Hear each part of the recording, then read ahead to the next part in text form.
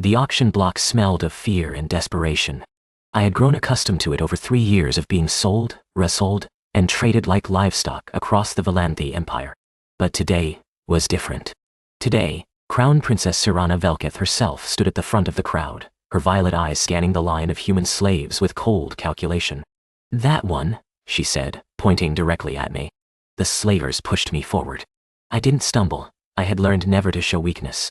7 years since humanity's failed rebellion. 7 years since Earth burned. I was 17 when they took me, and now at 24, I was nothing but muscle, scars, and silence. "He doesn't speak much," the slaver warned her.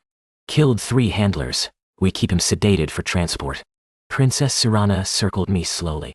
The Velanthi were beautiful in a terrifying way, 7 feet tall, skin like polished obsidian, and those luminous eyes that could see in complete darkness. She wore battle armor despite being at an auction. That told me something about her. "What's your name, human?" I met her gaze. Most slaves looked away. I never did. "Marcus Cole, Staff Sergeant, United Earth Defense Force, serial number." "I don't care about your serial number." She cut me off. "Can you fight?" "I can kill." Something flickered in her eyes. Interest, perhaps. Or recognition of a kindred spirit. "Good. You belong to me now." The first month was testing.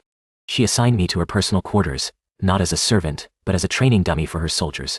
Every day, her elite guards would beat me, trying to break whatever remained of my spirit. I broke their bones instead. "He crippled another one," her general reported. "Third this week. Your Highness, perhaps we should simply execute him." We were in her war room. Maps of contested territories covered every surface. The Velanthi Empire was fighting a brutal civil war, and Princess Syrana was losing. "No," she said. "Bring him to me." They dragged me in, still bleeding from the day's session. I stood straight despite the pain. "Always stand straight." "You were military," she stated. "What rank?" "Staff Sergeant." "What did you command?" "A reconnaissance unit, 12 soldiers." I paused. "They're all dead now. How did they die?" "I killed them." The words came out flat. "Quick deaths. Better than what the Velanthi camps would have done to them." The room went silent. Even her guards shifted uncomfortably. But Syrana just studied me with those unreadable violet eyes. "You made a tactical decision. Mercy disguised as murder. Call it whatever you want. I call it leadership." She stood and walked toward me. This close, I could see the scars beneath her collar. She had been tortured too, at some point. "My generals are fools. My advisors are cowards. My father gave me an army and told me to win an unwinnable war." "Why are you telling me this?" "Because you have nothing to lose, Marcus Cole. And men with nothing to lose either become corpses or commanders." She gestured to her guards. "Clean him up. From now on, he attends all strategy sessions." "Your Highness?" the general protested. "He's my slave." "I'll do with him as I please." That night, alone in my cell, I laughed for the first time in 3 years. It was a broken, bitter sound. But it was something. The first battle I witnessed from Syrana's side was a disaster. Her generals had positioned the army exactly wrong, ignoring terrain advantages, splitting forces when they should have consolidated. I watched from behind her throne, silent, as slaves were expected to be. But she saw my face. "Speak," she commanded quietly, while her generals argued. "They're going to flank you from the eastern ridge. You'll lose 40% of your forces in the first hour. You can see that from here. I can see that your General Vorn is an idiot who thinks cavalry charges win wars. They don't. Coordinated infantry with ranged support does." She turned fully to look at me. "What would you do?" "Pull back to the river crossing. Force them into a choke point. Use your archers on the cliffs. They have the range advantage, but your generals positioned them in the valley like targets." Syrana was quiet for a long moment. Then she stood. "General Vorn. Reposition the archers to the cliff formations. Pull the main force to the river." "Your Highness, do it." Now, we won that battle. Barely. But we won. After that, she began asking my opinion privately. Late nights in her study, maps spread between us, 2 cups of Kayla, a Velanthi drink that burned like fire but cleared the mind. "How did your people lose?" she asked one night. "The humans. You had spirit. You had technology that rivaled ours. We were divided. 100 nations, 1,000 agendas. By the time we realized we needed to fight as one species, it was too late. And now? Now we're scattered. Slaves, refugees, resistance fighters dying in pointless raids." I took a long drink. "The human race is finished." "Do you believe that?" I looked at her, really looked at her. In 2 months, I had learned things about Princess Syrana that her own people didn't know. She slept only 4 hours a night because nightmares woke her. She had killed her own brother when he tried to assassinate her. She was 29 years old and had been fighting since she was 16. I don't know what I believe anymore. I don't either, she admitted. My father expects me to win this war and die in the process. A convenient solution to having a daughter who's too ambitious. Then, don't die. Easier said than done. I leaned forward. You're fighting this war like you expect to lose. Every decision is about minimizing losses instead of achieving victory. You need to stop playing defense. Your generals are politicians in armor. You need soldiers. People who understand that wars are won by audacity, not caution. People like you, I'm your slave, your highness. I'm whatever you need me to be. She was quiet for a long time. Then she reached across the table and unlocked the control collar around my neck, the device that could kill me with a single command. I'm removing this. I caught her wrist. Your generals will revolt. Let them. She pulled free and finished unlocking the collar. From now on, you're my military advisor. You'll have quarters in the command wing. You'll attend all councils. And you'll tell me the truth, even when it's something I don't want to hear. That's dangerous. So am I. She smiled, the first genuine smile I'd seen from her. Welcome to the war, Marcus Cole. The assassination attempt came 6 months later. I had transformed Syrana's army from a scattered defensive force into a coordinated machine. Human tactics, Velanthi discipline. We had won 12 consecutive engagements. The enemy was retreating. Victory was within sight. Her generals hated me for it. Slave. General Vorn spat the word across the council chamber. You let a slave command our forces. A human animal. This human animal has won more battles in 6 months than you won in 6 years, Syrana replied coolly. It's an abomination. The other houses are laughing at us. The great Princess Syrana, led by her pet human. I stepped forward. If you have a problem with my strategies, General, present alternative plans. I'll gladly review them. I don't take orders from property.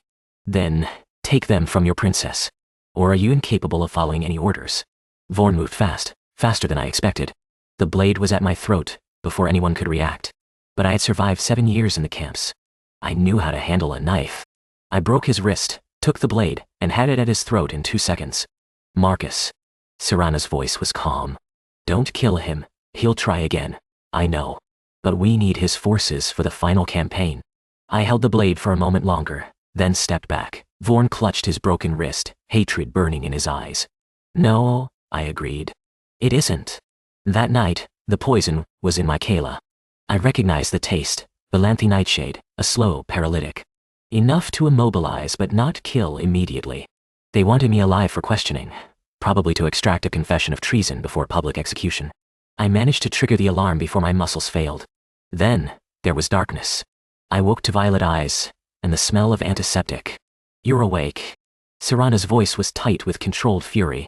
Don't try to move. The antidote is still working. Vorn fled with 2,000 soldiers. He's joined my cousin's forces. She gripped my hand, the first time she had ever touched me willingly. I should have let you kill him. You made the right call. Killing him then would have fractured your coalition. My coalition tried to murder you. One general isn't a coalition. The other stayed. Because of you. She pulled her hand back. They respect you. Some of them even like you. Do you know how impossible that is? A human earning respect from Velanthi nobility? I just showed them how to win. No, Dottie, you showed them what honor looks like. Real honor, not the political performance most of them have been doing their entire lives. She stood and walked to the window. The capital city stretched below us, towers of black crystal, bridges of woven metal. Beautiful and alien. I've watched you for 6 months, she continued. You never lie. You never flatter. You tell me the truth, even when it costs you. When Vorn had a knife at your throat, you could have backed down. Most slaves would have. You didn't. I'm not most slaves. You're not a slave at all. You haven't been for months. She turned back to face me. I'm promoting you. Officially. Commander of the Third Army. Full authority over military operations. Your nobles will revolt. Some will. Others will follow strength.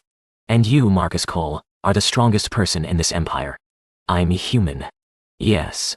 Something shifted in her expression. You are. The final battle of the Civil War took place on the fields of Vorketh, where Syrana's ancestors had first built their empire. Poetic, in a way. Or, perhaps, just inevitable. My third army held the center. Syrana commanded the right wing. Her cousin Varric, the pretender to the throne, had assembled nearly double our forces. It should have been impossible to win. But wars aren't won by numbers. They're won by people who refuse to lose. Commander Cole. My aide's voice crackled through the communication device. Enemy cavalry approaching the eastern flank. Archers to suppression pattern, Delta, ... Infantry hold until my signal. Around me, thousands of Velanthi soldiers waited for my orders. 7 years ago, these same people had conquered my world, killed my family, enslaved my species. Now they called me commander, and followed me into battle. The universe has a sense of irony. Syrana.de. I switched to our private channel. Varric is positioning for a direct assault on your position. He wants to kill you, personally. Let him try. I'm sending reinforcements. No, Tai Yuan. Hold the center. If we lose the center, we lose everything. If we lose you, we lose everything. Static. Then, was that concern I heard, Commander? Tactical assessment, liar. I could hear her smile through the comm. Hold the center, that's an order. The battle lasted 6 hours. The bloodiest 6 hours of my life, and I had lived through the fall of Earth. By the end, both armies were shattered, survivors barely standing, the fields of Vorketh soaked with blood of 2 colors. I found Syrana in the enemy camp, standing over Varric's body. Her armor was destroyed, her left arm hanging useless, violet blood streaming down her face. But she was alive. It's over, she said when she saw me. It's over, I won, we won. She laughed, a broken, exhausted sound. Then she stumbled, and I caught her. For a moment, we just stood there, holding each other up in the ruins of a battlefield. 7 years ago, she murmured, I bought a slave at auction. Broken, silent, full of rage. I thought I was buying a weapon. What did you actually buy? A conscience. She pulled back to look at me. You made me better, Marcus. Made me see my own people differently. Made me question everything I was taught about strength and weakness. You freed me. Gave me purpose when I had none. I gave you an army. You gave me hope. I hadn't meant to say it, but there it was, the truth. She was quiet for a long moment. Then, the war is over. You could leave. Take a ship, find other human refugees, rebuild your people. I could. Will you? I looked at her, this alien princess who had somehow become the most important person in my life. Enemy, owner, ally, friend. Something more than all of those. I came to this empire in chains. A slave, a possession, less than nothing. Now, I command your armies. Your nobles call me commander. Your soldiers would die for me. I reached out and touched her face, the first time I had initiated contact, but none of that matters. What matters is that you saw a broken man and chose to make him whole. Marcus, I'm not leaving. Not ever. My place is here, beside you. She closed her eyes. As my commander, as whatever you need me to be. Partner, .t. Advisor. Friend, I paused. Companion. When she opened her eyes, they were bright with something I had never seen in them before. Hope, perhaps. Or recognition. Companion, she repeated. Yes, I think I like that.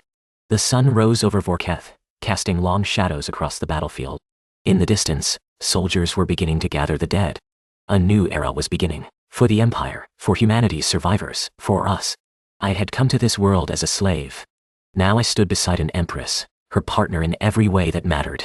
And for the first time in 7 years, I was free. YouTube description. 1,000 characters. Marcus Cole was sold as a slave after Earth fell, beaten, broken, and erased by the Velanthi Empire. For 7 brutal years he survived the camps, until Crown Princess Syrana bought him for one purpose, war. What she didn't expect was that her property was a former human soldier with the mind of a battlefield commander, and the will to never kneel. As Syrana's empire collapses in civil war, Marcus transforms her shattered armies into an unstoppable force, even as nobles plot his death. Bound by loyalty, scars, and a shared hunger for justice, a human slave and an alien princess rewrite the meaning of power. This HFI sci-fi epic follows the rise of a man who went from chains to command, and the empress who chose to stand beside him. Keywords, HFI sci-fi.